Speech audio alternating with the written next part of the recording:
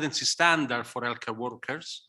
So a few months ago, we released the first WHO competency standard for healthcare workers on migration and health.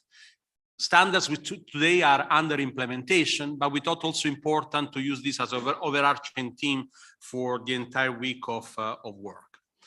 As in the tradition of the school, WHO school on refugees and migrant health, we like to move to different regions. Last year we were in EMRO region, Middle East region, and we broadcast the school from Jordan.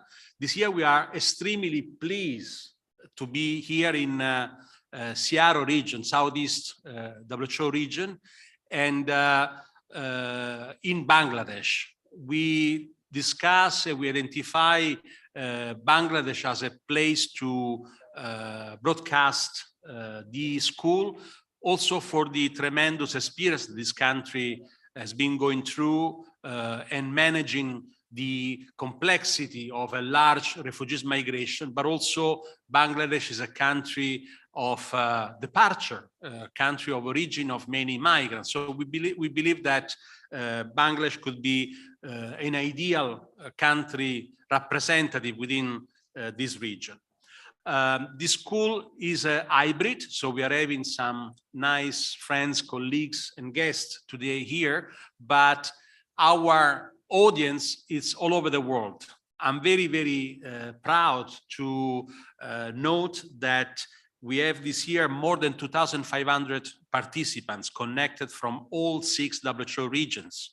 The participants are representing 152 member states. You know that for us it's very important to reach out everybody, but in particularly Ministry of Health representatives or other government representatives. So we are extremely pleased to see this rich participation to this year's school. But the school is also for everybody. That's why we are broadcasting in an open format, and policymaker, specialists, academics, students, NGOs, international organizations, they're all welcome participants. Before to go into a bit of housekeeping informations, I want to take the opportunity also to greet and to thank for their presence my colleagues and friends here at the table with me. I'm starting with Dr. Edwin Salvador, the Regional Emergency Director for WHO Regional Office for Southeast Asia, which is sitting on my left side. Then Dr. Kazi Kubinesa, Dr. Anyuman Ara, Joint Secretary Health Service Division of the Ministry of Health and Family Welfare of Bangladesh. And then last but not least, Dr. Rayana Boara, Acting WHO Representative here in Bangladesh. As a tradition, we are really valuing your feedbacks. We look forward to have your own feedbacks. That's why also this year we provided link to conduct the first day, the assessment for the first day. We will conduct assessment every day of the school. So it will be displayed later on in the session, a QR code, but also the link for the survey has been shared via email, and is available also in the chat box that you can easily consult. Again, thank you in advance. We look forward to have your own feedbacks, insights, recommendations. Allow me to share with you, the school today has the format that you will see because we build it on mostly on your recommendations. We really hear carefully what you suggested and how you suggested us to improve this school. Then the old video, I mentioned there will be broadcasted 7 videos this year. All of them are available on open format on WHO website and in the page of the school. And then last, again, not the least, the Q&A session. We will open the floor as a tradition for a question session, mostly the audience following from remote, but also your colleagues into the room are welcome to raise questions if they wish. Without taking more time to the inside of the first day, which is going to focus on capacity building for health system response to refugees and migrant health needs and rights, I would like to give the floor to Dr. Susanna Jagab, the Deputy Director General of WHO, who shared with us a video message for opening the school. Thank you.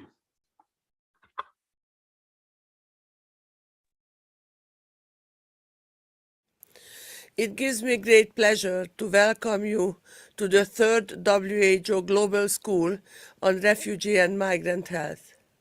International migration is, by definition, a long-standing, complex inter-country dynamic. We need strong global and regional connections, experience and knowledge sharing, and mutual trust to properly address the health needs and rights of refugees and migrants. As the first WHO World Report on the health of refugees and migrants reiterates, the experience of migration and displacement is a key factor in a person's health and well-being, especially when combined with other determinants. Our WHO work for refugees and migrants is based on the 5-year WHO Global Action Plan on promoting the health of refugees and migrants noted by the World Health Assembly in 2019. This will expire within the coming year, in 2023, and member states will then consider how to move forward based on our shared global and regional experiences. Refugees and migrants are faced often with xenophobia, discrimination, and poor living, housing, and working conditions. They also face significant barriers, hampering the availability, accessibility, acceptability, and affordability of health services. Often, they are also affected negatively by national and local policies that exclude refugees and migrants from health services. We all bear the costs of this exclusion, which undermines development and promotes negative and exclusionary attitudes. There is much that needs to be done at all levels. Strengthening the capacities of health systems to respond to the health needs of refugee and migrant populations is vital, and this is a key focus of this school.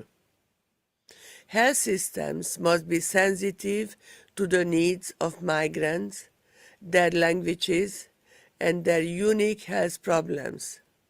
For example, in the fields of reproductive and child health, mental health, and trauma from injuries and violence. Health workers are the backbone of inclusive health systems. They have a vital role in providing inclusive, people-centered health services and building health system capacity on behalf of refugees and migrants. To support these goals, in 2021, WHO published the Refugee and Migrant Health Global Competency Standards for Health Workers, the standards designed to help health workers provide quality and safe care to refugees and migrants that is respectful of a person's cultural, religious, and linguistic needs. These are flexible standards which can be adapted to local context, yet also convey universal expectations concerning improvements in the care that should be offered to refugees and migrants. It is hoped that these standards provide a way forward for health workers to improve and consolidate practices further in providing culturally sensitive care, leading to better health outcomes for refugees and migrants. We must not leave refugees and migrants behind in our public health and health system development. We must recognize our existing inequities in health system capacities and responses, and that is time to act now to build health system capacities and resilience based on an informed and responsive health workforce. To do so, we need the participation of migrant workers themselves. The school is a unique learning opportunity to hear and share experiences on refugee and migrant health and promote international, regional, and country action to ensure health for all, including refugees and migrants, in a spirit of international solidarity and cooperation. WHO certainly commits to continuing to promote these goals, working with you all. Thank you. Thank you so much, Dr. Jacob. Thank you for your inspiring words, the continuous commitment and leadership in supporting and guiding us in this complex area of work. Now we are guests of Bangladesh, so I'm just honored to pass the floor to Ministry of Health of Bangladesh, Zaid Melako, Ministry of Health and Family Welfare, who will address today the school by sharing some crucial and important elements of the dynamic faced by the Ministry of Health in Bangladesh. A very good afternoon. I welcome all participants and dignitaries to Dhaka's third Global School and Migrant and Refugee Health event. The theme of Global School this year is capacity building, human resources for refugee and migrant health. This is apt and relevant in current times as building a competent workforce that provides culturally sensitive healthcare to address the unmet needs of refugees, migrants is the bedrock of expanding health services to the last mile and leaving no one behind. Bangladesh is ranked 6th in the world as a migrant-sending country and 8th in remittances received. Every year, approximately 1 million Bangladeshis migrate abroad. At the same time, the 13 million nationals employed overseas and since 1976 contribute to national development through remittances. The World Bank estimates that these remittances account for over 6% of GDP, representing the country's second largest source of foreign income. According to the World Bank, the number of Bangladeshis displaced by the impacts of climate change could reach 13.3 million by 2050, making it the country's #1 driver of internal migration. 1 million Bangladeshis migrate internally every year, often due to weather emergencies impacted by climate change. This year, over 7.1 million Bangladeshis were affected by flooding in the country's north, many of whom lost their homes. The country has witnessed 3 major influxes of forcibly displaced Myanmar nationals who crossed the southeast border with Myanmar. The most recent influx in August 2017 was unprecedented and triggered the onset of a major humanitarian crisis that rapidly led to the establishment of the largest refugee settlement in the world. Today, close to 1 million forcibly displaced Myanmar nationals living in 34 densely populated camps remain vulnerable to the high risk for the spread of infectious disease. Humanitarian partners continue to form the health sector, ensuring health service provision and well-being of the forcibly displaced Myanmar nationals, and 472,000 host population in the vicinity of the camps under the guidance of the government of Bangladesh. The government of Bangladesh, led by the Ministry of Health and Family Welfare with the technical and financial support of WHO and key partners, deliver basic services including shelter, protection, vaccines, mental health and psychosocial services, and water and hygiene support, and provides life-saving aid. The national deployment and vaccination plan of the government in 2021 included the forcibly displaced Myanmar nationals population as a target group, with a similar phased approach for the host community, holding the principles of inclusivity and equity. International and local humanitarian actors must continue to support the response by the government of Bangladesh to enable the forcibly displaced Myanmar nationals to live a dignified life while in displacement. The rhetoric of leaving no one behind is futile if populations of refugees and migrants continue to be restricted in their abilities and rights to access affordable health. Limited attention is paid to addressing their health needs. The school provides all of us with a platform to provide a clear perception of the gravity of the refugee-migrant crisis and collectively look at progressive solutions that enable to build solidarity in responding to health challenges. I wish you a very successful program and fruitful deliberations. Thank you very much. Thank you, Mr. Minister, for this insightful contribution and sharing, also giving an idea of the magnitude of the challenge that the country is dealing with, particularly in relation to climate changes, but also we are very respectful of the work that the country does in relation to the humanitarian situation with refugees. And now we are also guests of a region.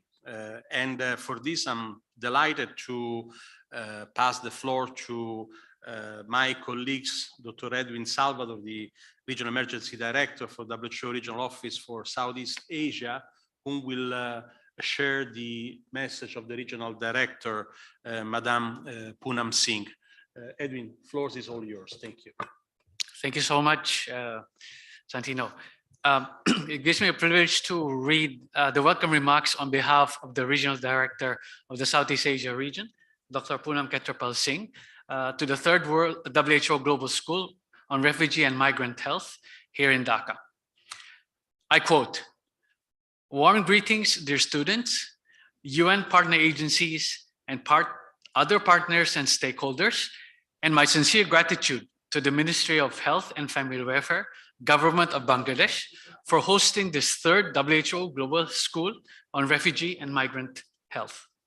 My best wishes to all participants in person and online, and my sincere welcome to the many refugees and migrants with us today. The human right to health is a right that extends to all people everywhere, not just including, but especially refugees and migrants. Why? Because to be truly respected, protected, and fulfilled, a right must be fully enjoyed by the most marginalized and vulnerable, those at risk of or who are already being left behind, which often includes people on the move. Today, there are some 1 billion migrants globally, 1 in every 8 people. Around 281 million are international migrants. Another 82.4 million are migrants who have been forcibly displaced internally and across borders. Globally, many millions remain stateless. The climate crisis is accelerating these trends here as elsewhere. As the Honorable Minister of Health and Family Welfare had mentioned, this year, over 7.1 million Bangladeshis were affected by flooding in the north of the country, many of whom have lost their lives and homes. And by 2050, the World Bank anticipates that the number of Bangladeshis displaced by climate change could reach 13.3 million, making it the country's #1 driver of migration. And yet, health leaders in Bangladesh, who is formally committed to achieving universal health coverage, continue to find innovative ways to mitigate the health impacts of the disaster and displacement and ensure access for all to essential health services wherever the challenges. Globally, conflicts is another key accelerant, both intra and interstate. Since 1978, Bangladesh has witnessed 3 major influxes of forcibly displaced Myanmar nationals, about 1 million in total, each with unique health needs. Not only has Bangladesh provided them access to free health care, including most recently COVID-19 vaccines, but it has also made concerted efforts to address key social, economic, environment, and legal vulnerabilities. So we have a lot to learn from our host, Bangladesh, and I urge you to listen intently to how they have managed these and other challenges to protect and promote refugee and migrant health. Which brings me to the message I want to focus on today: the value of evidence-based experiential learning to meet refugee and migrant health needs. Refugees and migrants have a range of physical and mental health needs that are shaped by experiences in their country of origin, their migration journey, their host country's entry and integration policies, and living and working conditions. Not all refugees and migrants are vulnerable, but often they are due to an array of determinants from xenophobia and discrimination to poor living, housing, and working conditions, and inadequate access to health services that are people-oriented, which are sensitive to refugee and migrant health needs. From each context to the next, no challenge is the same, nor will be the solution, but of critical need to all countries and health system is a health workforce that is well-trained, culturally sensitive, competent, and which is sensitive to the needs of refugees and migrants, their languages, and unique health problems. For that, I urge you to put your minds together, identifying best practices and lessons learned from a multitude of contexts, including COVID-19 pandemic, which especially affect migrant workers. I once again thank the Ministry of Health and Family Welfare Bangladesh and wish you a productive, engaging deliberations for the health and well-being for every human, everywhere, especially on the move. And I thank you. I close. Thank you so much. Thank you so much. Thank you, Edwin, for your message. Thank you also to Madam Regional Director, Dr. Singh, for the continuous support for the preparation of the school. Usually the preparation take about 8-9 months. So you can imagine how much we were disturbing our colleagues and hosts, but we are really grateful for that. Actually, Edwin, you might be pleased to know that from the Seattle region, 10 out of 11 member states are attending currently the school. So you should be happy and proud of it. Now, as promised, we're going to move into the country realities. We have 7 reportages prepared for the audience, and we could not start then with Bangladesh, really try to share as much we can of the interesting experiences and initiatives ongoing in the country. The Bangladesh reportage will show to us some strategies for promoting capacity building through presentation of a specific model district for addressing prevention of non-communicable diseases. And this initiative designed and tailored for the Cox's Bazar refugee community, but also with a tremendous impact for the rest of the community which is hosting the camp. We can launch the reportage, please.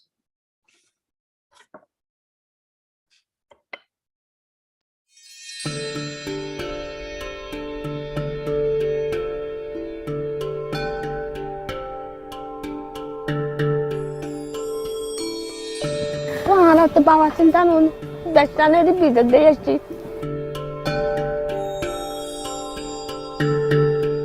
Ara şimdi şanko diye ne endo budine kata falan doktora ye. Ara ayare yamade kata panjasan da doktor bandiyare rogi. Allah salat. Tapi sama-sama ada gamma da usul.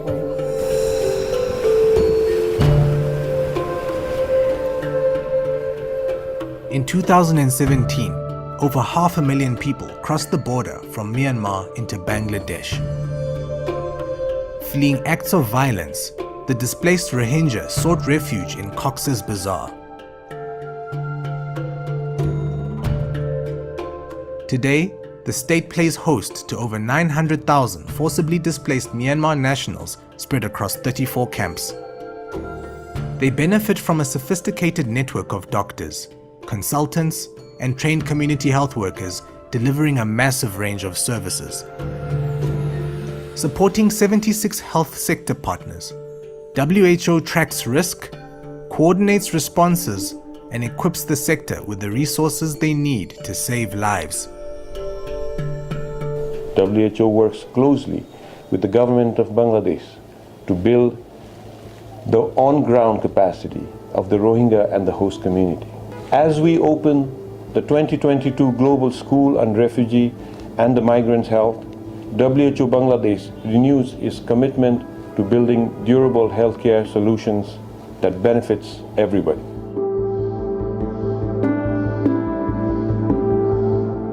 By definition, after a few months, many crises become protracted. Now we see more cases or diseases that are typical in developed countries, such as hypertension, diabetes. Overall, technical expertise is our mandate, our forte.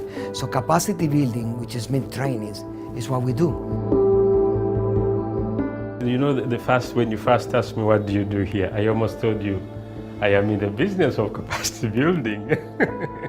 WHO Bangladesh supported the government of Bangladesh to develop these protocols for management of the key NCDs, hypertension and diabetes, prioritized by the government of Bangladesh.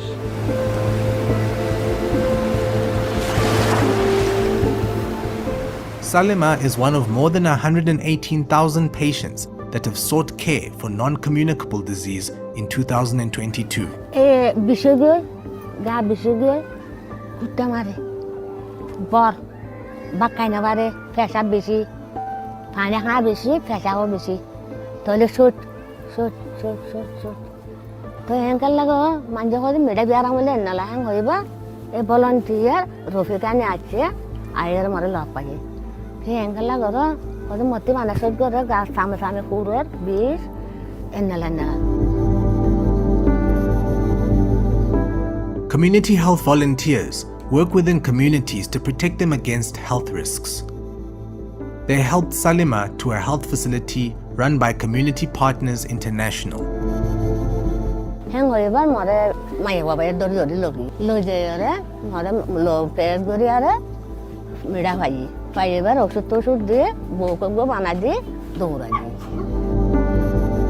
Working with health facilities, partners, and the government of Bangladesh, WHO has built an extensive health system for the treatment of non-communicable disease that serves both Rohingya and host communities.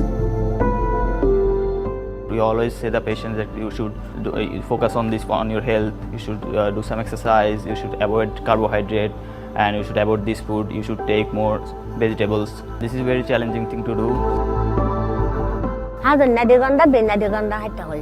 Kita bahasa di medicine na kaita hoye tin kaya rum ala dilara. During our consultation period, they are teaching us the stepwise management of hypertension, diabetes, and all those non-communicable diseases, and the counseling point also. After this training, I hope that it will be much easier to convince the patient. NCD treatment is just one of a number of programs that coordinates local services with national health systems. We have a medical college institution here in Cox's Bazar. We opened what is called a skills lab. The Multidisciplinary Skills Lab is the first of its kind for Bangladesh, offering health workers a chance to develop practical skills using specialist equipment.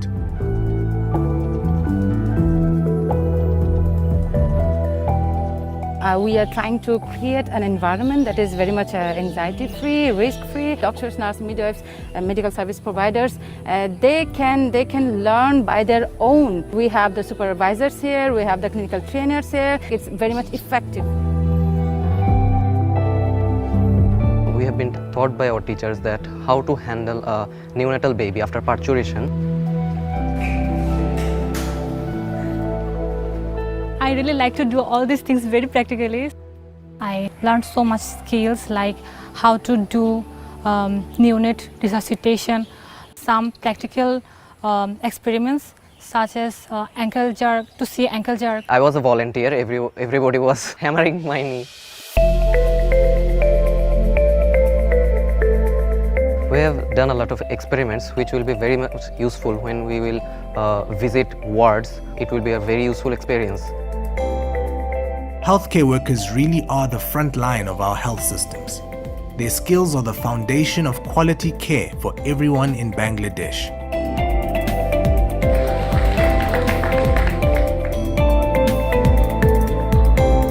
বেশি সুন্দর করে লিখে সুন্দর করে দিয়ে মাকে দোয়ারে খেলা করো তাহলে আস্তে আস্তে ফিসে বসে ফিসে আগে বসে দিতে তো আস্তে করে লই দেয় আইন 4 টাকা না আমার জন্য আর রুটিরে বেশি ইজ্জত করে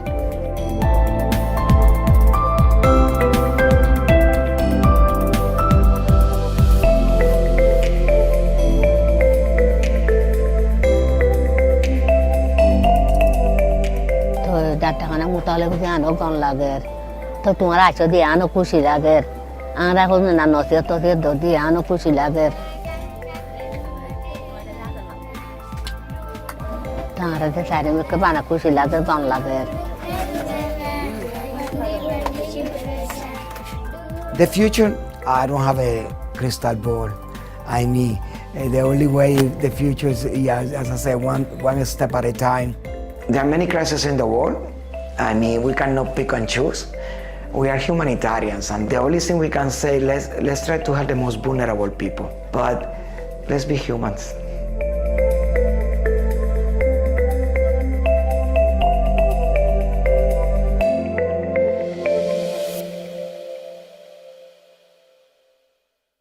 Well, these deserve really a clapping of the hands because it's an impressive piece of work. It's true one step at a time, but the steps are looking pretty big.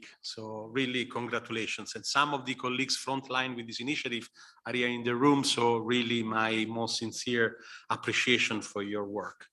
And now we are moving to the first keynote address of the day.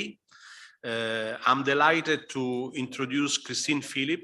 She's a professor and associate dean at the Australia University of Canberra in Australia. Professor Phillips is also a very dear colleague. The work of her and her team was essential for us in headquarters to develop the global competency standards. So they are really very important partner to us. She will present a keynote addressing health system response to refugees and migrant health needs and rights with a focus on global standard competencies and a case study prepared for training package on standard competency standards. Thank you.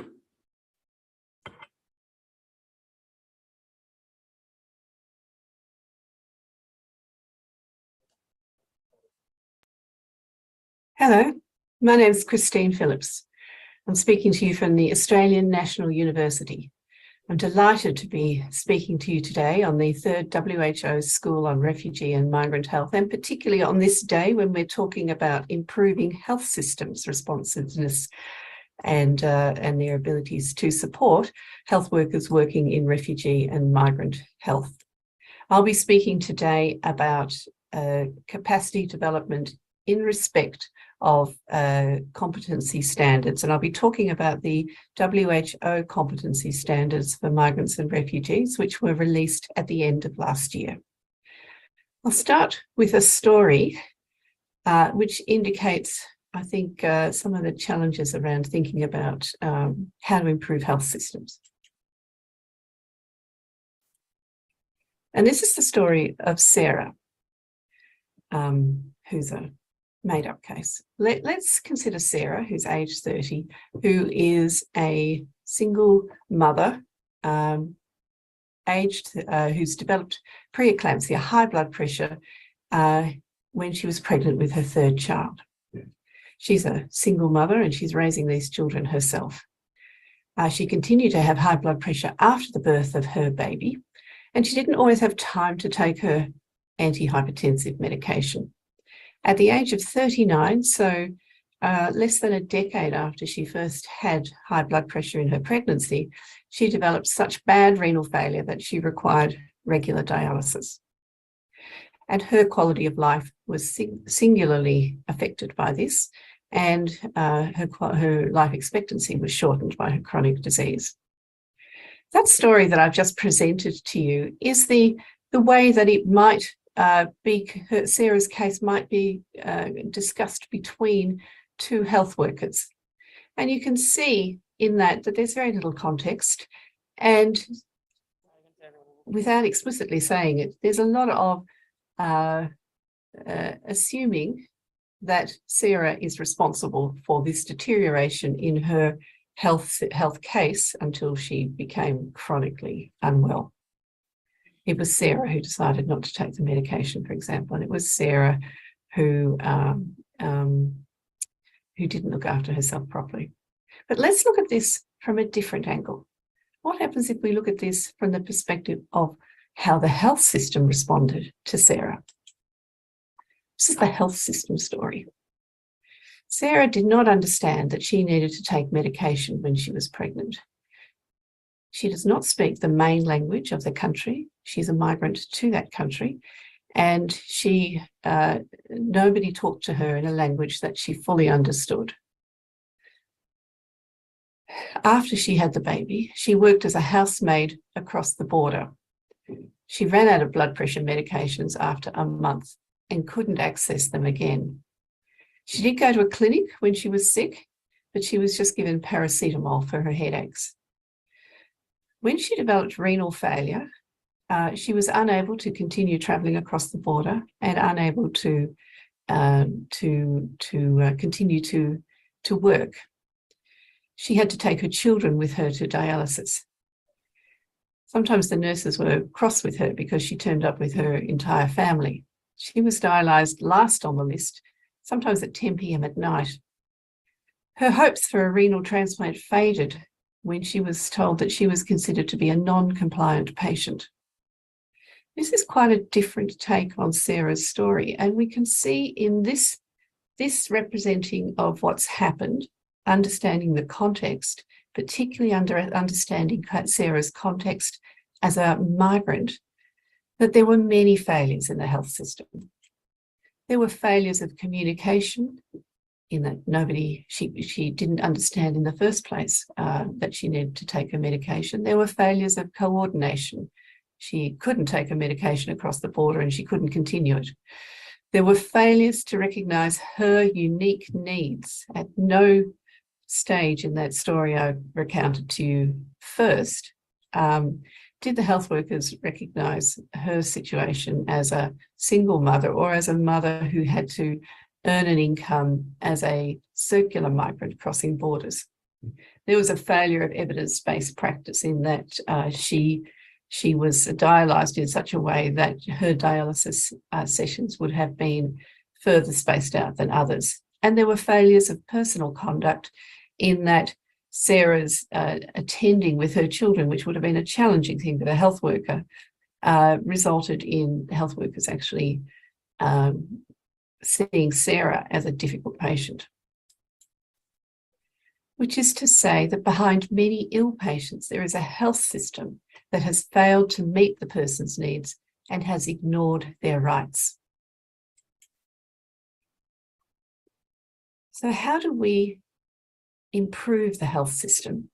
And we are talking throughout this Global Health School on capacity development, which involves building systems that can deliver healthcare in challenging times and contexts. It's a complex piece of weaving.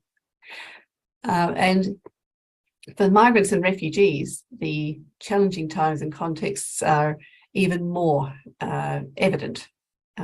Just two images here to demonstrate some of the differences in context. The first is an image of a migrant worker crossing a border. And this is a discussion with the health worker about ways to be able to continue that medication while that migrant worker goes to her home village to continue to visit her family, and will need to continue taking her medication for her chronic condition. And the image at the bottom is an image of a surge in a humanitarian crisis, in this particular case in Ukraine, well, in the countries surrounding Ukraine, capturing the surge in need that has emerged with the cross-border refugees seeking help in the rest of Europe. So we're going to talk about competency standards and how they can contribute to capacity building. Competency standards set out the knowledge, the skills, and the abilities people need to perform in their roles. In that setting, competency standards are very different than guidelines, which are simply tools that people can use. But competency standards set an expectation about behaviours that you will be able to observe in health workers to perform in their roles. The image on the left is drawn from a very famous article by Potter and Brough on systematic capacity building. And one of the great things about this paper is it sets out the 4 different elements that need to be implemented to improve capacity development in health systems.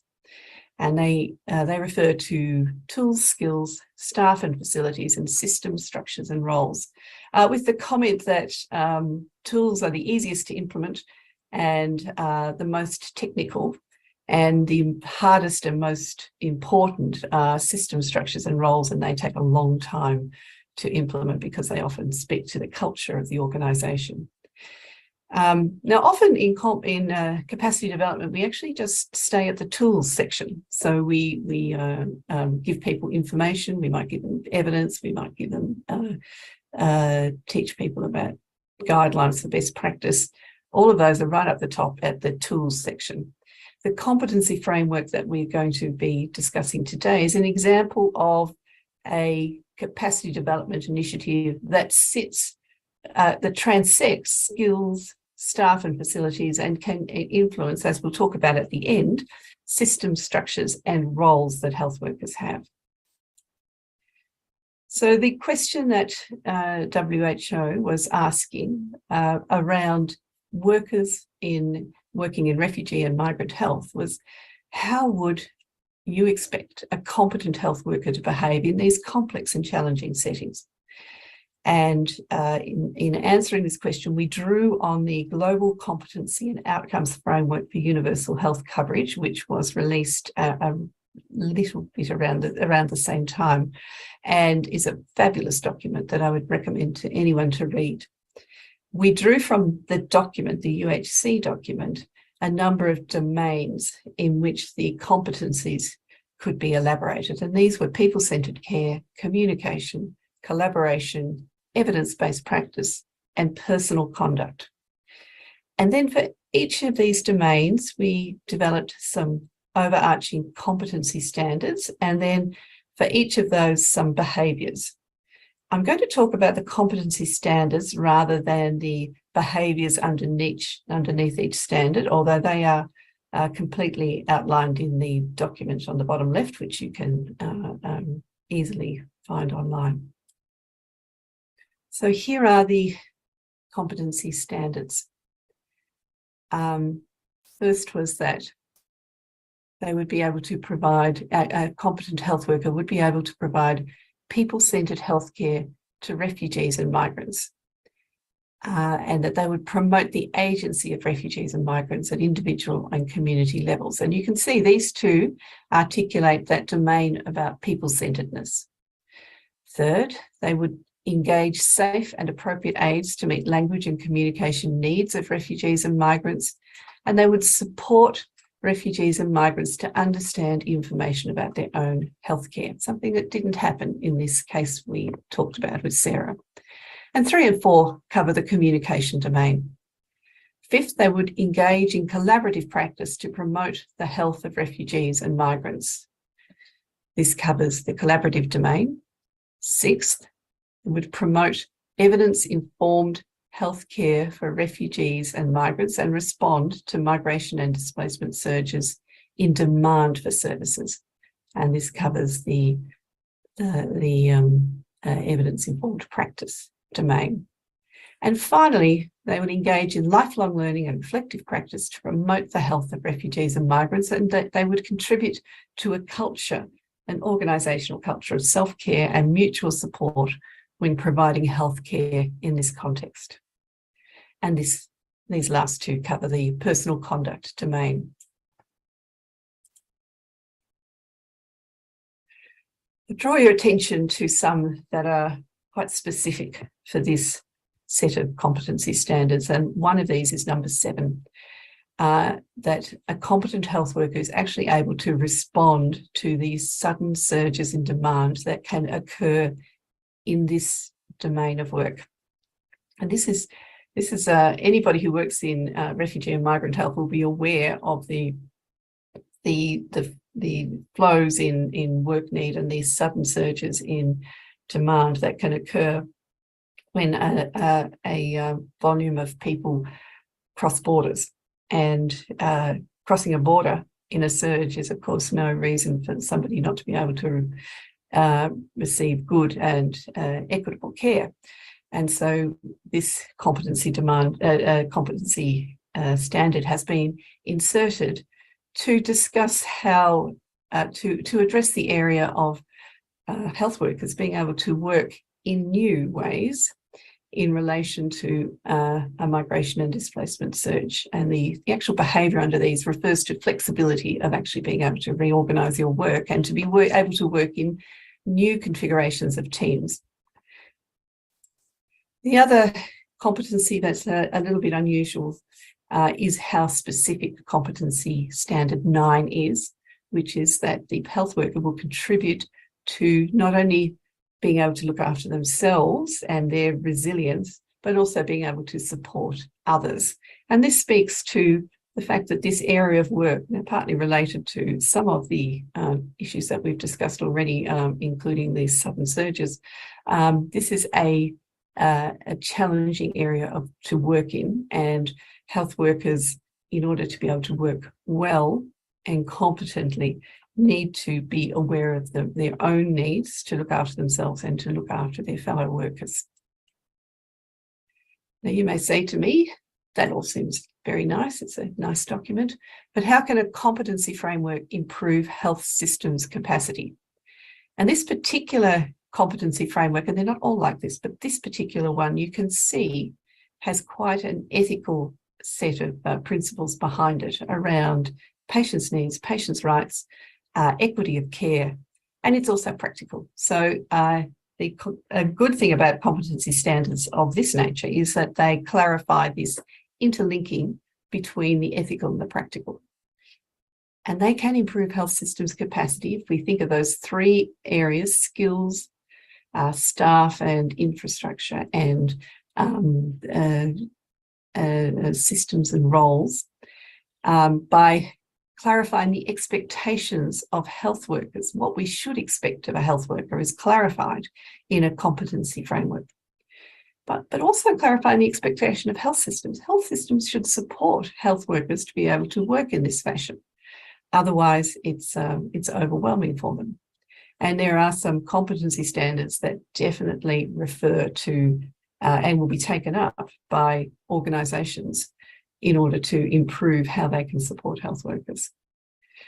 by clarifying the importance of patients' needs and rights. This is really a guiding principle of this competency framework and of many that seek to address health systems capacity development, addressing that cultural issue as well, making patients right at the centre.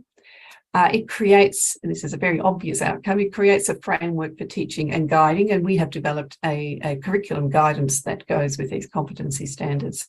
And finally, competency standards help develop accountable systems. All of these points that I have raised, the first four elements that we've just discussed on this slide, are bound up in an idea about how health systems should be accountable to people and to community. And a systems development approach like competency standards helps to drive accountability. So I conclude with these points. These are fundamental points. The health systems are built around people. That seems an unnecessary thing to say, but we often find in practice that health systems can be built around the organisation, or they can be, and its requirement for organising its own time, or it can be built around technologies. But actually health systems are built around people. They're built around the people they serve, and they're built around the people who work in them. Competency standards are focused on the behaviours of health workers. A competency standard framework supports context-driven capacity improvement in health systems, and this particular one has the ability to be contextualised in the many, many varied areas that refugees and migrants work in. It's a very exciting development in thinking through how we can begin to piece together ways to improve health systems so that they are responsive to their people, useful for the people who work within them, responsive particularly to the needs of the people that they serve, and accountable to them. I thank you very much for listening to me, and I wish you a wonderful Global Health School. Thank you very much. Here is my contact details for those who wish to contact me. Thank you so much, Professor Phillips, for this amazing lecture, really clear, explaining and deep diving into the concept of competencies. Just few informations. The competency standard documents are available on WHO website, free for downloads. So feel free to consult them, including the supporting guiding document. Might be pleased, Professor Phillips, to know that since the launching of the competency standard last year in 2021, we are really moving fast into the implementation at country level. And again, all the information material, there are some interesting tutorial tailored for country neighboring Ukraine, for example, very interesting to look at. The lecture of Professor Philip is available on the page of the school. I'm sure that many people are interested to listen again or to download it for future utilization, because it's really an academic lecture. And you will be pleased to know that Professor Philip will be available in person to the Q&A session. Now we move to another geographic area. We move to the Pan American Health Organization region, where we're going to see the example of capacity building strategy through the creation of toolkit and the development of training programs to respond to the psychological and mental health needs of migrant population, with particular focus on migrants in Colombia. Please, we can launch the reportage, the last reportage of the day.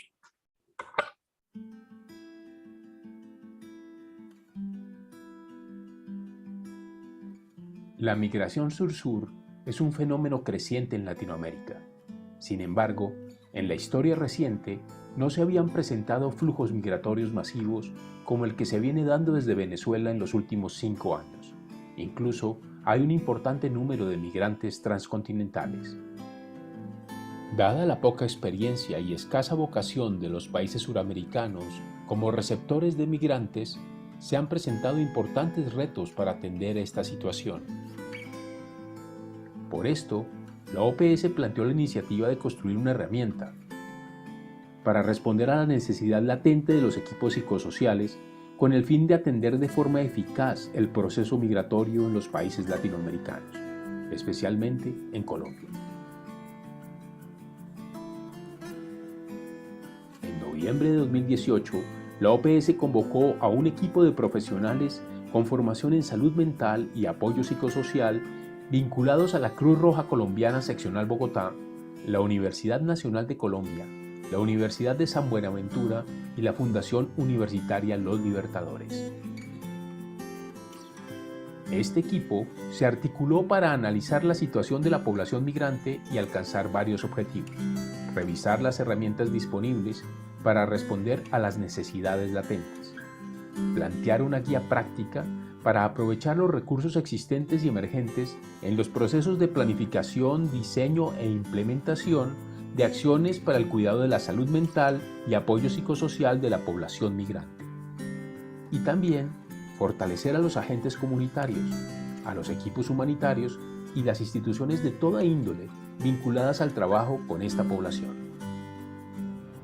Para responder a esta necesidad, el equipo creó SMAPS, la caja de herramientas de salud mental y apoyo psicosocial para flujos mixtos migratorios.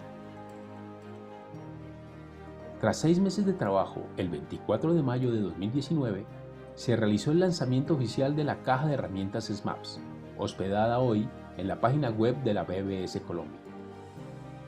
Soy Lorena Niño, coordinadora de la Biblioteca Virtual de Salud en Colombia, en este momento liderada por la Fundación Universitaria de Ciencias de la Salud, una institución que tiene el respaldo de más de 100 años en nuestro país y que trabaja con la academia y apoya especialmente la educación en salud. Dentro de nuestra coordinación tenemos la Biblioteca Virtual en Salud, una metodología internacional descentralizada en los países de la región de América Latina y el Caribe. Y en Colombia trabajamos en metodologías como la vitrina del conocimiento, que es una de las herramientas que apoya la visibilidad de la información en salud producida en el país. La OPS desarrolló procesos de entrenamiento para aportar herramientas teóricas, metodológicas y técnicas que ya están fortaleciendo las capacidades de intervención en salud mental y apoyo psicosocial de los equipos humanitarios de diferentes territorios de Colombia. Para el Sistema de Naciones Unidas, en los próximos 20 años, se duplicará la cifra de 200 millones de migrantes en el mundo. Es decir, el mundo contará en los próximos 20 años con más de 400 millones de personas migrantes, es decir, lo que para Naciones Unidas se considera un nuevo continente. Es por eso que a partir del año 2018 la OPS decide construir, diseñar una caja de herramientas de recursos para poder contar con materiales basados en la evidencia para hacer mejores atenciones en salud mental de la población migrante.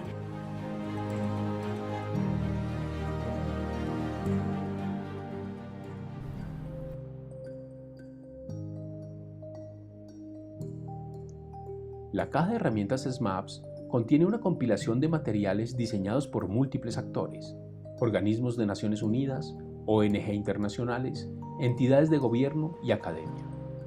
Se trata de materiales basados en evidencia científica, ampliamente utilizados en entornos humanitarios, que permiten de manera práctica planear, intervenir y hacer seguimiento al trabajo realizado en los distintos contextos humanitarios en donde se atiende la población migrante que llega al país.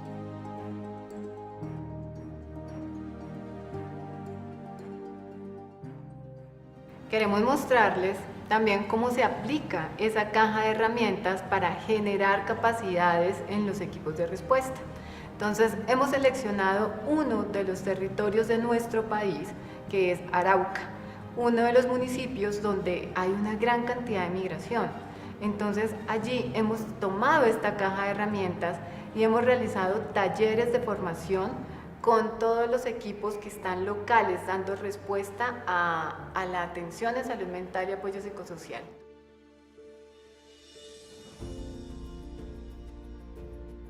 Nuestra caja de herramientas tiene 3 categorías que son súper centrales. Una, pues es la categoría de la atención inicial, ¿sí? Para la población migrante.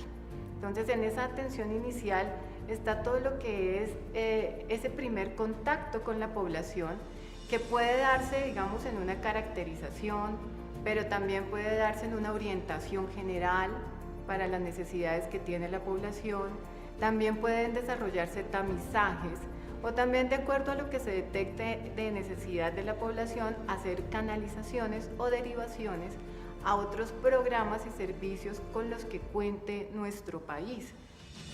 El primer encuentro con la población es un momento clave, tanto para las personas como para los agentes humanitarios, puesto que permite establecer un vínculo con las personas, familias y núcleo migratorio mediante la atención de sus necesidades más sentidas e inmediatas. Esto se hace a través de una cálida acogida, identificación y caracterización de las personas o grupos, y el reconocimiento de los dispositivos de apoyo que se les pueden brindar para garantizar la satisfacción de necesidades esenciales y de seguridad. En esta sección se compilan herramientas para la identificación y caracterización de las condiciones generales en salud mental de la población migrante, con el fin de brindar información, consejería y canalización a programas y servicios en salud y protección.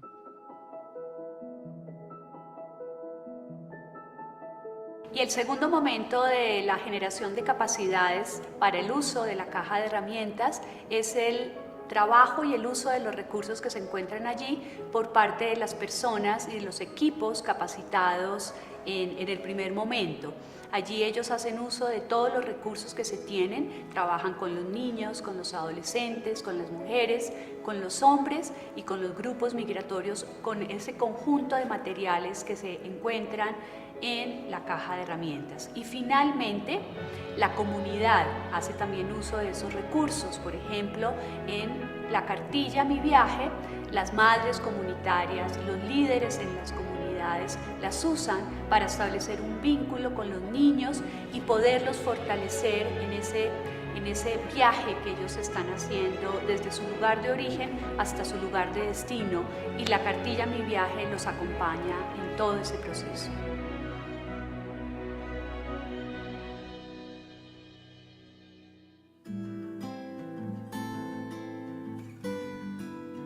Los profesionales que brindan servicios asistenciales en situaciones de crisis humanitarias tienen alto riesgo de afectarse emocionalmente.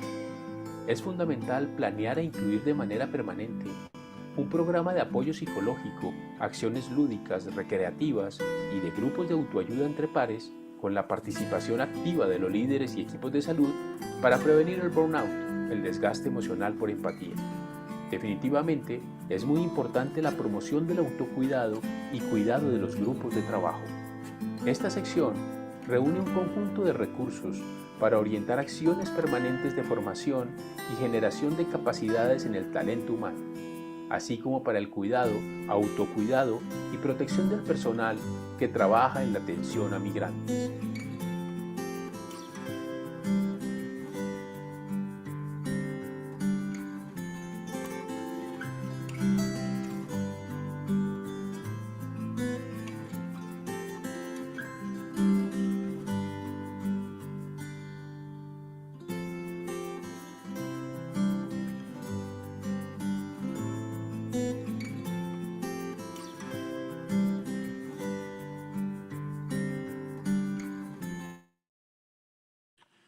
Well, another deserved clap for this amazing piece of work and the toolkit developed so that possibly also other country replication might be encouraged of similar experiences. Colombia perhaps sharing with Bangladesh the fact that being responding to the needs of nearly 2 million migrants from Venezuela hosted in the country. Now it is time for questions, to open the floor to questions. For an issue of easy access, I will be prioritizing, or I will pick up first questions from the audience here in presence, but also encouraging the audience in remote, please, to post their questions, comments, or observation on the Q&A chat box. And for your information, and also to involve the colleagues of the Colombian team, PAHO team, questions related to the experience of Colombia and PAHO will be answered offline. So we're going to collect them, and we're going to ask the colleagues from the regional office, the country office to respond. Regarding the experience in Bangladesh, colleagues are here in the room. Many of them, so ready to respond to your questions. And Professor Phillips, she's connected in remote. May I check? Christine, can you hear us?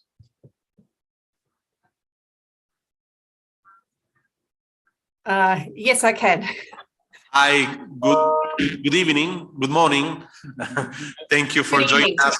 Good evening. Probably in a very difficult time. So any question from the audience, please don't be shy. Otherwise, James, we can also pick up from the remote. No worries for Colombia. Please, please. No, I just want to see.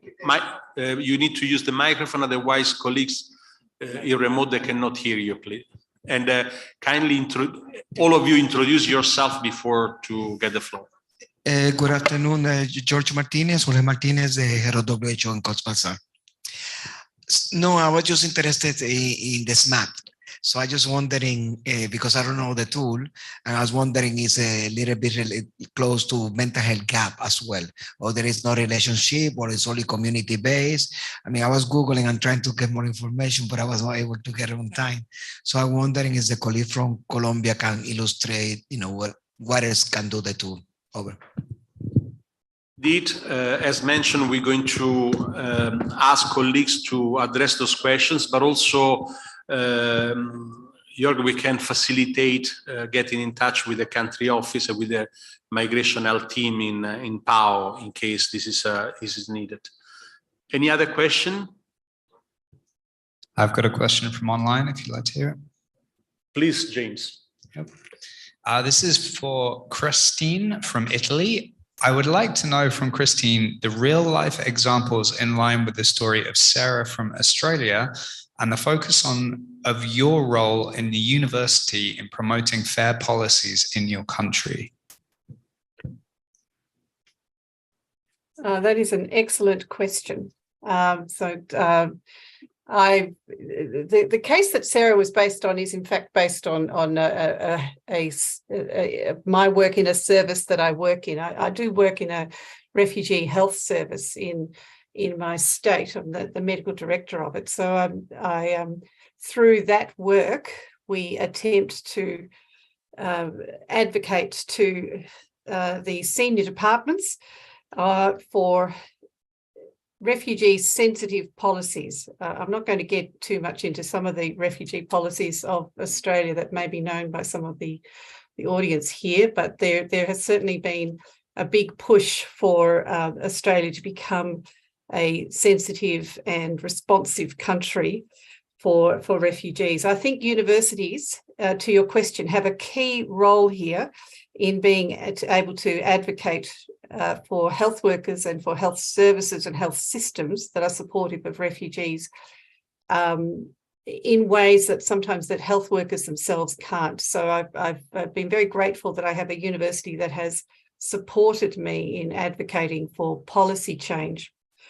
As colleagues in WHO will know, that is a not necessarily something that's done in public.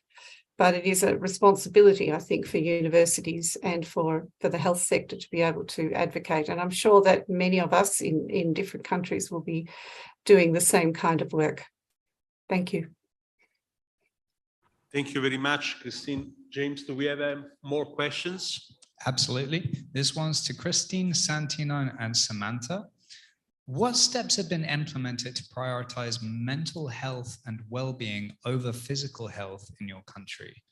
I assume that means as well as physical health rather than over physical health. Question, sorry, James, was for whom? Myself and? For Christine, Santino, and Samantha. So, Samantha? I don't see any Samantha here. Maybe it's from Samantha. Maybe it's from Samantha, right. Well, mental health, look, I'm replying with an example I raised even today during another discussion. The element of mental health, and this came out also very strongly in the World Report we released in July, that mental health is a main concern, is a big concern, but actually we are suffering a very fragmented and incomplete evidence or difficulty to really to trace a reality picture of the situation. We have a bite and pieces of different contexts. We know more in situation of pressure, like in emergency and forced migration and displacement, how this is hitting. We do know in the case of resettlement and long living in destination countries where certain mental disorders are increasing. For example, depression, even up to 9-fold to compare with a local population because of a factor like social exclusion or insecurity related to lack of housing, job, or sufficient capacity of living. So mental health is absolutely prioritized, but as I say, we suffer a bit of lacking behind with a proper evidence, data, and quality research. During COVID, we wanted to see what was the perceived by the refugees and migrant population. We interviewed 30,000 refugees and migrants worldwide to see how the response to the pandemic was actually impacting on them. And 50% of the interview responded reported a serious deterioration of their mental status during the COVID situation. And a quite similar amount of responded report also the use of medicaments to manage the stressors and the contextual situation related to COVID. Up to 1 of 5 of the interview reported use of alcohol and drugs to cope with such stressors. So this picture is confirming, corroborating a big concern, and this is certainly a top priority area, not only of engagement, but also of better understanding how to engage on mental health in this group of population. Christine, maybe if you want to complement, since you were cited in the question. Sure. I'm just trying to turn on my video. Okay. My answer to that, that really excellent question is that mental health, I think, is a complete priority here. Australia, in the 1990s, set up a system for in every state for having services that were focused on the mental health elements of resettlement for refugees. And in many ways that predated in Australia the resettlement process, the focus on physical health. I think, as Santino has just pointed out, how challenging it is under these times of COVID and mass disasters and mass people flows, how challenging it is to actually have these systems that can support mental health, particularly for many cultures coming together who have different notions of what mental health is and how it is physically and emotionally represented. These are all major challenges for us to think about and for us to take very seriously. I think often about people who are migrants who are aging and the long sadness of being separated from their country that they left. I'm coming to you from a rich country with a lot of aging migrants now, and we have not really developed a way to support the aging person who's aging away from the country that they grew up in and that they miss often desperately as they age. So I think we're talking here a lot about systems for migrants and refugees and about surge systems, but there is also the system for us to think about as people as they age, and aging out of place, and respectfully developing ways to not just deal with the physicalness of the aging migrant body, but also the mental health. We in Australia are right at the beginning of doing that. There are some countries that have done it much better than us, but we have not done that very well. Thank you. Thank you so much. More questions, James, but also here in the audience, please don't feel shy. If there is any question, comment, please come forward. James, anything else? Yes, absolutely. I'll give the audience just 2 seconds to decide if they want to chime in. No. Yeah. One over here. Yeah.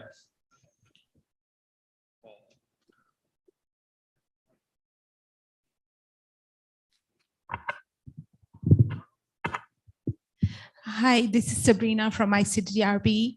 I was wondering, it's a nice framework, and in an ideal world, we would be able to do all that. But really, when we think about Bangladeshi health system, basically the frontline healthcare provider is a healthcare worker rather than a doctor, for example. And when a migrant, when we had the refugee surge, expecting that health worker to deal with this extra pressure when she's in charge of doing all sorts of things and doing it respectfully and looking at, rights of people and all those things. I think it's sort of a little bit of a tall order. And if you build, like now with a lot of money going into refugee health for the Rohingya refugees, if you build a system that is not compatible with the local health system, what the local health system delivers, then it creates a tension between host community and the migrants. And that just creates another layer of problems. How, with an underfunded healthcare system that we have with lots of gaps in implementation, how do you think, how do you design something for migrants that allows them to deal with surge capacity and different needs of the migrants on top of what they have to deal with the host population? Thank you so much. I feel that the question is for Christine Borara, and Edwin, I will ask you also to complement. Christine, maybe you'd like to start? Yes, thank you. That's such a good question. And I want to address your concern that maybe this is just this nice idealized idea that in practice won't work. And I think you would be correct if the only thing you did was develop a competency standard framework and say, this is what this will change things. A standards framework by itself won't change things. And I think you'll be looking at many other elements of capacity development in systems over the next few days, rather than just what is a nice and very useful framework for competency standards for health workers. I do want to point out that if you don't develop and implement some kind of competency standard, it's not that there's not a vacuum. There's actually people behave in other ways. So it's generally useful, I think, to articulate what are the behaviours that you would like people to do, because if you don't articulate them, that people will still behave in certain fashions. that may not be to the interest and to the interests of the people that you're working with. So there are values. There's a value in developing a competency framework, because if you don't have it, there's a kind of a shadow competency framework that may not, in fact, be very helpful.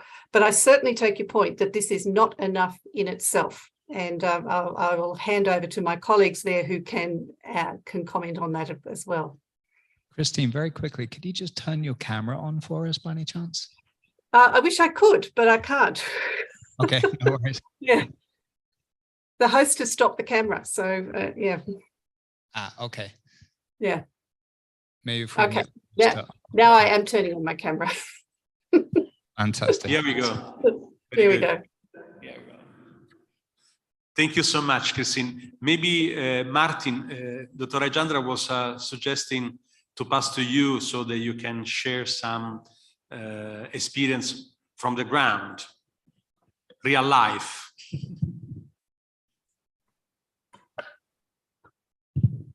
Well, now I'm feeling the spot. Okay. No, yeah, developing soft skill or skills in general is being challenging. And if you see in the video that we're trying to do again, so sustainability within the Bangladeshi population as well, this idea of the skills lab was presented in the video.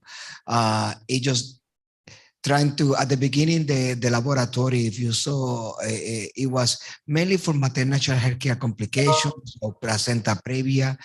And then we integrated with other NGOs, including Red Cross, Donor and Mannequin. So it's a first aid intervention. So the idea is to, and this is just practical skill. I'm not talking about the development of how to learn the skills and develop.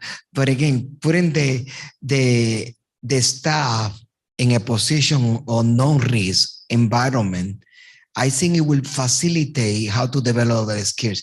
In long term, no, this needs to be institutionalized. And unfortunately, I do not, like the additional secretary mentioned, one of the reasons, the problems that we're having is we keep thinking this is going to be a short term. And it's been 5 years. So we are limited sometimes with the time that we say how we're going to develop further into or integrate.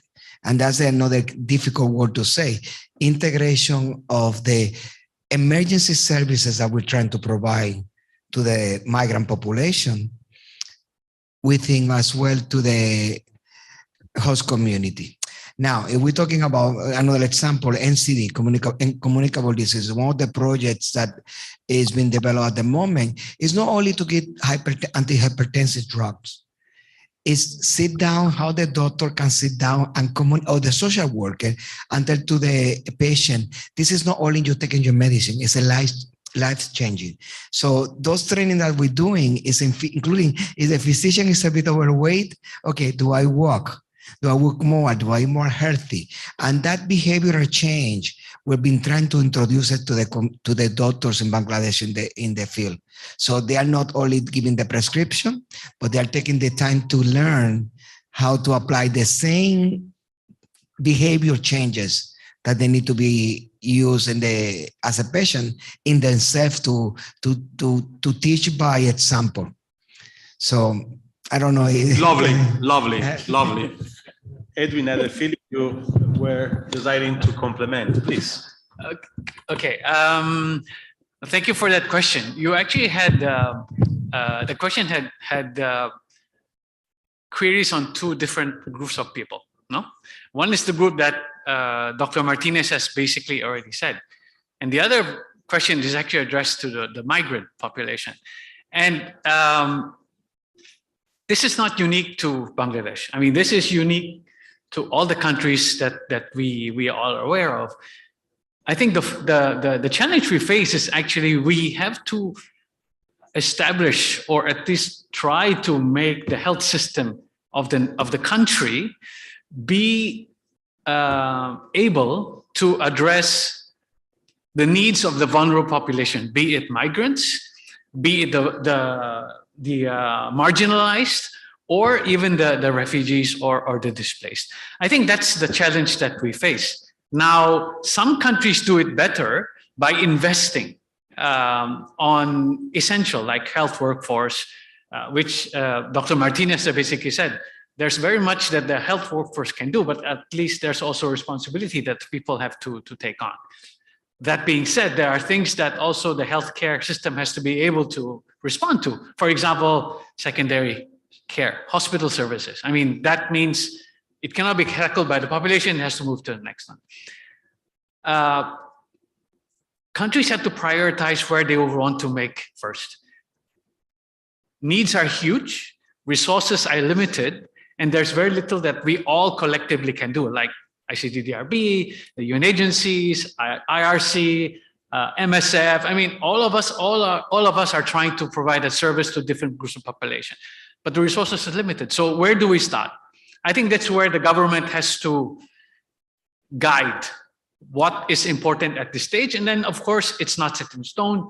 You adapt to the different needs. It's a process. I think the journey we have to walk together, the goal is the same, but it has to be kept at the pace where everybody does not lose what is the end goal. Thank you. Thank you very much, Edwin. James, if I remember well, there were some more questions from So I've just been informed we have over 100 questions have been asked. So I'm going to try and blitz through them nice and quickly. And let's try to be fast so we can try to cover as much we can. So this question is to Edwin and Santino from Anna in the UK. How is it possible to improve direct involvement of migrants in preparing health policies? Would you like to start? Or? Please. Okay. Just to be clear, can you repeat the question? Yeah, absolutely. So how is it possible to improve the direct involvement of migrants in preparing health policies? So it's about community involvement. Thank you. It has to be a bottom-up approach. It has to be voices of migrants, vulnerable groups, marginalized people have to be able to voice their needs at the country level, and authorities, local leaders have to be able to listen, collect that collective request, if I can use the word, and create it up. I think that's where we sometimes forget that for any intervention to be successful, community has to be involved. Of course, the challenge is how do you get the community voice involved in policy making, or at least in trying to influence how decision makers will do that. Each country is unique in approaching that. Some very regularly, and Santino can share this from the global point of view, some countries are unique in that they always organize local discussions, local folks groups, etc. Others make it into a kind of like what I'm looking for, like a forum where everybody can feed into. The ultimate goal is the same. You hope that the processes in the ground level is going to be channeled up. It's not always very evident, but it has to be from the bottom up, be it migrant and vulnerable groups, so that their policies, that their needs are going to be addressed. I stop there. Thank you. Well, very quickly in 2 tweets, it's possible. We need to continue to think, to proactively involve migrant representative or migrant community representative into policy development processes, consultations, and different fora. The question is how extensive is the representativeness of the existing groups that we can reach out. So I think it's a process which requires more advocacy, more attention, more proactivity. The other element is related to inclusion, to social inclusion. If we see progressing as it sometimes or somehow is progressing already, the inclusion process, then also the voice of migrants, refugees, they are conquering, because I like to use this word, really conquering a space to share their own voice and input. And the third element is support all this with research. And in fact, we are finalizing our plan, our research agenda plan, and the involvement of migrant communities and refugees communities paramount. But I repeat, there is always the limitation of the representativeness value into those groups. Thank you. Fantastic, thank you. I have a question here from Krishna Regmi for Christine, and she's asking, health system strengthening, particularly for addressing refugee and migrant health needs and rights, would be more effective if it's implemented as part of a longer term strategy. What three things should be done to address this concern? And by concern, I believe she means ensuring a longer term strategy. That's a great question. And I saw your question online and I was thinking, just three things. I wonder what they would be. Is the question that was read out to me. So if I was going to say what the three things would be, I would, this is really about strengthening health systems to be able to respond to all of their populations. I think health systems really need to focus strongly on the access piece.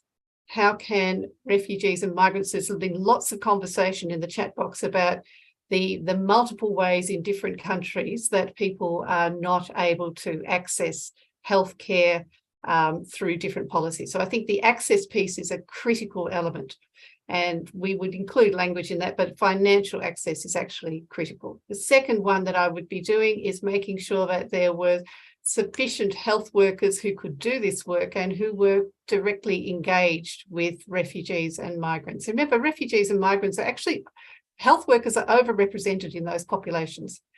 There are lots and lots of refugees and migrants who are health workers and who in many countries actually can't access the health system to be able to work in that field. So I think we'd be looking at that population, and there are some fantastic examples in some countries. Syria, I think the Syrian refugees in Turkey is a fantastic example of how health workers from different countries have rapidly been built into response. That's my second thing. My third thing, I think, would be to access training. My third piece would be the training piece, I think. So, and that's where the competency standards come in. So we've got a health workforce that I would develop and expand right now, and then I would elevate the training, and I would be working very strongly on the access piece, and especially access to all elements of the health sector, including pharmaceuticals. I might turn to my other colleagues and see what they think of that. Probably we give space to more questions. Yeah, okay, we can move. This goes out to WR Bangladesh, Dr. Rajendra Bahara from Amit Dungal. In the context where the government / Ministry of Health is not able to ensure the quality of services to its own citizens, how will it be able to ensure that health workers will abide by the competencies standards while delivering services to migrants?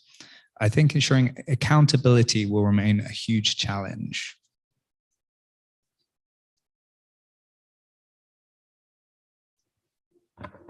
Thank you for that question.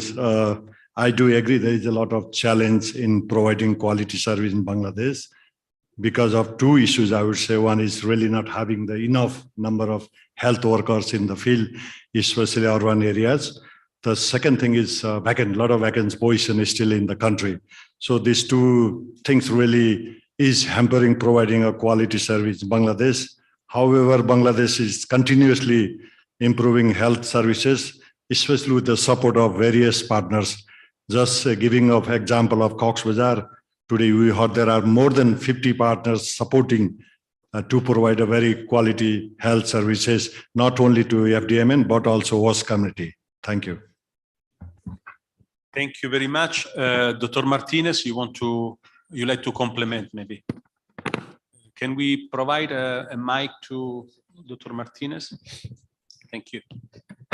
No, I think one of the key issues for the question raised is standardized services. So a minimum essential health package of services. And that's one of the ways that Cox's Bazar have addressed the issue or attempted to address the issue of inequality or quality of services. When the services get standardized, all the partners, as Dr. Bahara mentioned, are many. We have over 70 partners. So we everybody have agreed in the minimum essential packages, how to improve it. We're working now in the secondary healthcare package of services.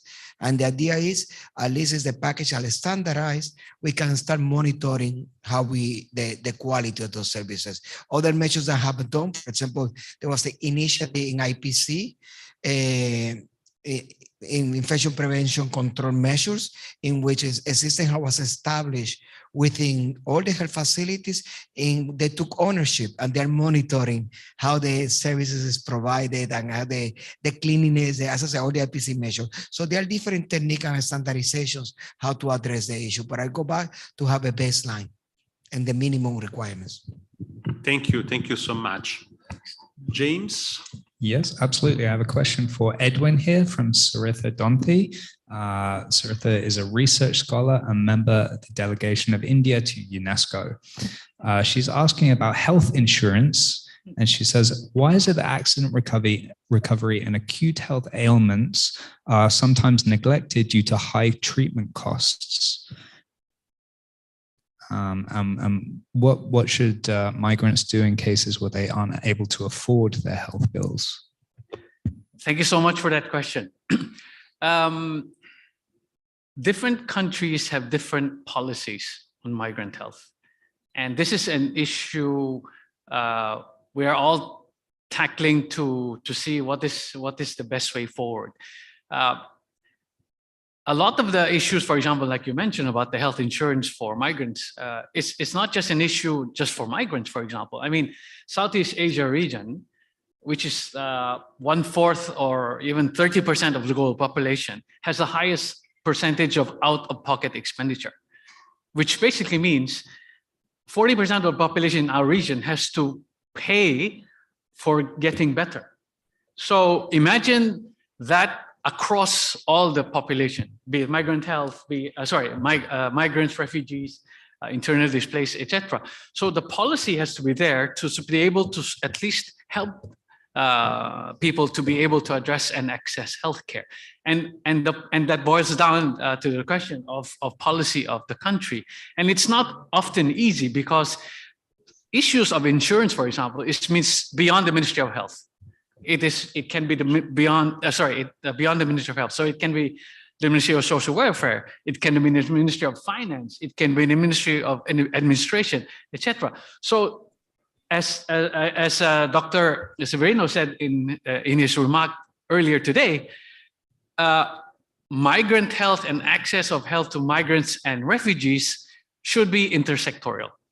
The issue should be beyond the Ministry of Health, where everybody brings in their collective expertise and the responsibilities to be able to provide better healthcare services and access and quality of healthcare to migrants and the rest of the population. So it's not easy, but at least the start is to acknowledge the fact that policies for migrants and policies on migrant health is not just the responsibility of the Ministry of Health.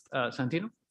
Well, probably I would just complement with 3 points. It's a political choice, require capacity and resources. So the element of expanding the access to the health insurance start with a political decision. And then this is bringing the other 2 elements, capacity and resources. In many cases, there is a lot of emphasis on the cost who's supposed to pay the bills when we're talking about including access to health insurance fund for migrants. Mostly the debate is about irregular migrants or those which are not contributing to the country revenues and taxation and so on. Although the entire story is a bit anecdotal, I was saying, because in reality, we do this systematically. In each country, we do have an underprivileged group of population that we tend to cover with the health insurance fund.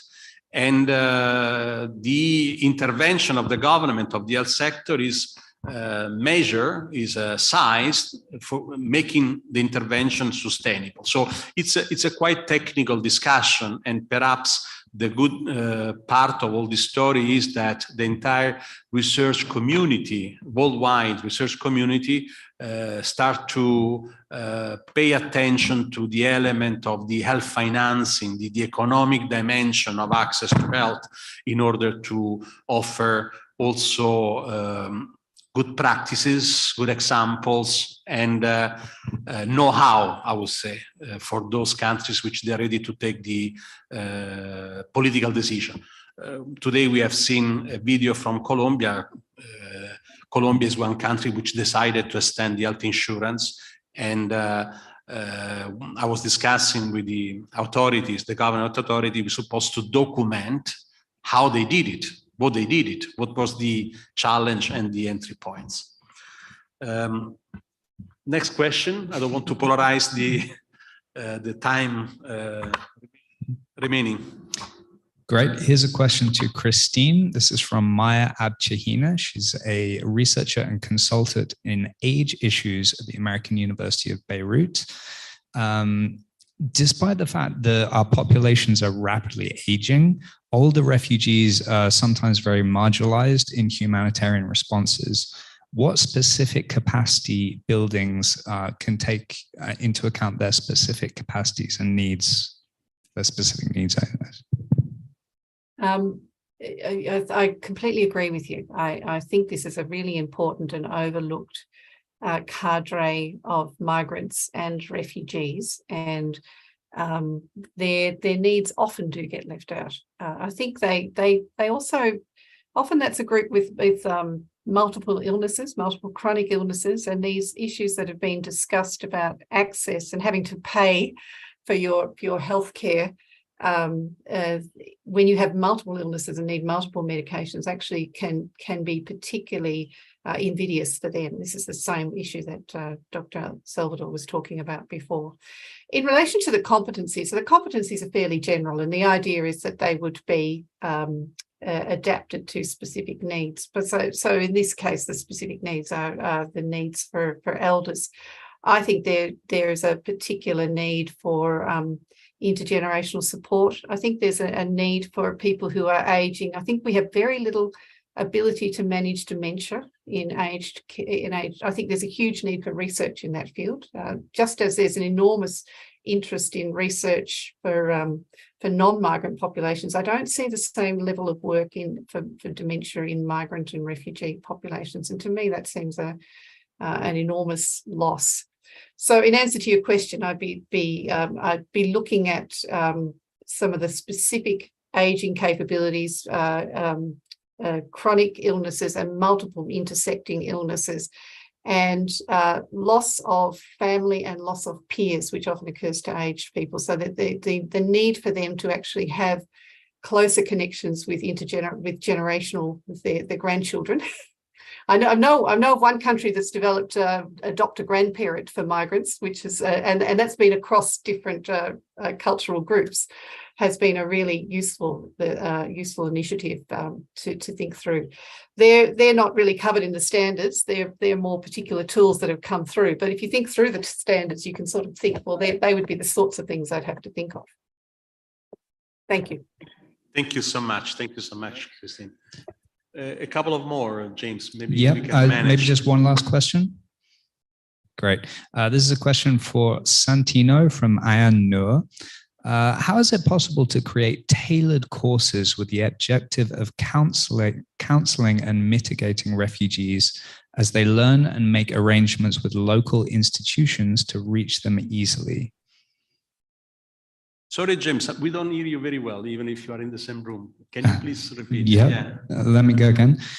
Is it possible to have tailored courses with the objective of counseling and mitigating refugees as they learn and make arrangements with local institutions to reach them easily?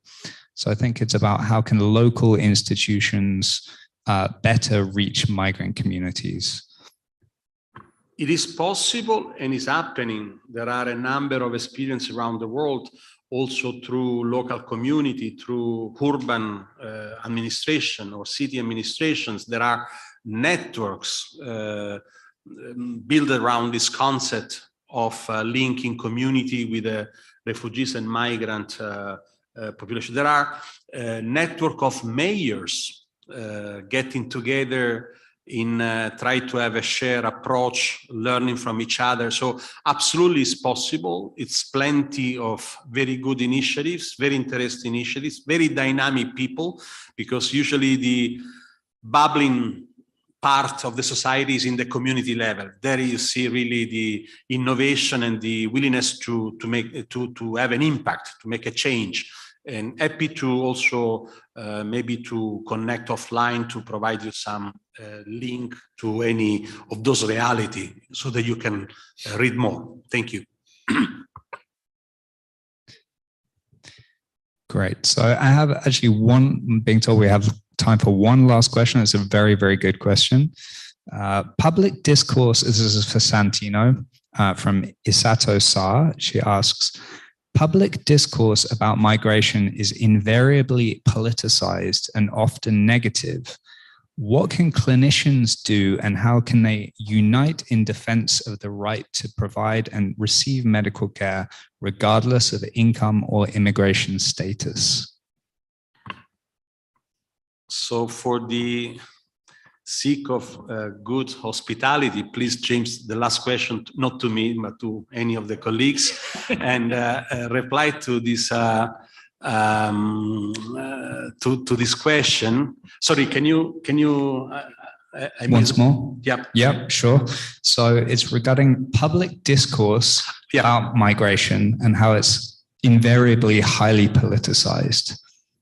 Well, indeed, something happened a few years ago that politicians discovered that the topic of migration, it's really payback on the immediate. So it's really utilized, manipulated, and utilized. This is the often observed reality. Misinformation, stigma, stereotype, attitude are also contributing. Ignorance, I will say, also people, they tend to fear usually what is coming from outside, mostly from the south. And so there are some ancestral kind of preconcept around migration. But in my view, the situation is changing. I like to tell the story that I observed between 2018 and this past May. In 2018 in Marrakesh, there was the adoption of the Global Compact on Migration. Besides the fact that in the entire audience, there were only, beside WHO, UNICEF and the Lancet as a health dedicated entities. Most of the participants, they were non-health people. But what was interesting that the entire discussion around the Global Compact started with a lot of passion and emphasis with the New York Declaration, and then there was also the initiative of President Obama, and almost unanimous consensus in engaging in doing something on migration. Then along the way, things has been changing. The discussion became very politicized. The concern became to surrender a bit of the sovereignty of the government responsibility to an international instrument that was going to open the door for new rights, new entitlements, new situation that could set a precedent for the country agenda. So it was interesting that about 40 countries withdrew on the way between 2017 and 2018, sorry. And the day of the adoption, all countries which endorsed the compact, they did with conditionalities. They said, we do, but respect the sovereignty of the government. So very precise conditionality, not to conceive, not to open the door to new rights or new conditions that could be raise different legal situation. Last May, I attended the first International Migration Review Forum in New York, where the same people, the same countries, they met to analyze what's happened with a global compact on migration. So all this political sensitiveness, all this political resistance, somehow at the beginning, 2018, was saying is weakening the global compact on migration because it's not binding, should be not, member states request for a not binding compact. So this is a weak instrument to really lead into changes. In reality, not. The soft commitment or the fact that the compact is not binding for government, in my view, opened the door for collaboration even with a government with a conservative approach in relation to migration. So somehow the soft approach has been paid back in a number of cases, which I observed personally, I experienced personally, producing progresses, producing positive results. And last May in New York, the same governments, the same member states, the same countries which they were skeptic and concerned in Marrakesh, actually they put forward more than 150 new pledges, new commitments for moving forward the implementation of the global compact and advancing the agenda on migration. So it's true, to make a long story short, the political concern is true, the political abuse, manipulation is true, but we need to walk the talk. And we should not be afraid about the political debate and having a plan, moving forward our agenda. Really last to Christine and to colleagues. So, yeah, last same question to Christine or a new question? Can I answer that question? Yeah, absolutely. I just want to make a specific comment, and that is that health workers sometimes get co-opted into the political work of governments they can become oppressive. And so a clear example of that is when in many countries where health workers have been asked to notify where departments of immigration when there are irregular migrants. And I think it's important for health workers to keep in mind what are the fundamental ethical and human rights elements of their work. You are not an instrument of government if the government is being oppressive. You are able to step outside of those roles, and not if you think thoughtfully about some of the things that are asked, and some of these things are asked of health workers in some countries. I think there is a role for us as health workers to think very carefully about whether this is ethical and right, and to not actually result in, as health workers, in actually furthering the oppression of particularly of irregular migrants. So I think that's quite a specific example.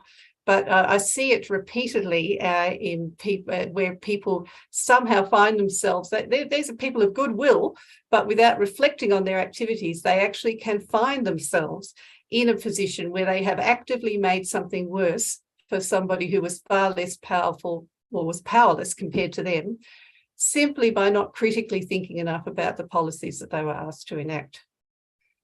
Excellent. Thank you, Christine. And with this one, we promise not to go beyond the time more than 5 minutes. So this is done.